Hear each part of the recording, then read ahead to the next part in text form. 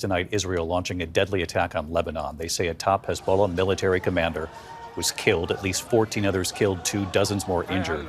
The target, Ibrahim Akil, was also wanted by the U.S. for the devastating bombing of the U.S. Embassy and Marine Barracks in Beirut. That was more than 40 years ago.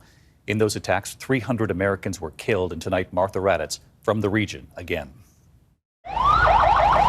Tonight in Lebanon's capital city, a targeted strike. Israeli warplanes launching missiles into the heart of Hezbollah territory. The dead, including one of the militant group's top commanders.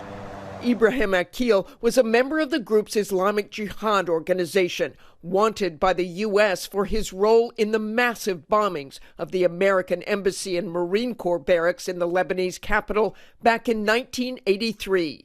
This is the worst attack there has ever been against the United States in the Middle East. More than 300 Americans were killed in the bombings. The strike today reducing this Beirut block to smoking rubble. Rescue workers digging through the remains of flattened buildings. Our Marcus Moore in Beirut. This strike happened just before rush hour here in Beirut, and it marks the third major attack on a civilian part of the city just this week. According to Lebanese officials, at least 14 were killed, dozens more injured, the deadliest direct strike by Israel in Lebanon since October 7th. The Israeli Defense Forces claiming to have eliminated other top Hezbollah operators who were hiding out underground. Prime Minister Benjamin Netanyahu warning in a statement today, "Our goals are clear and our actions speak for themselves."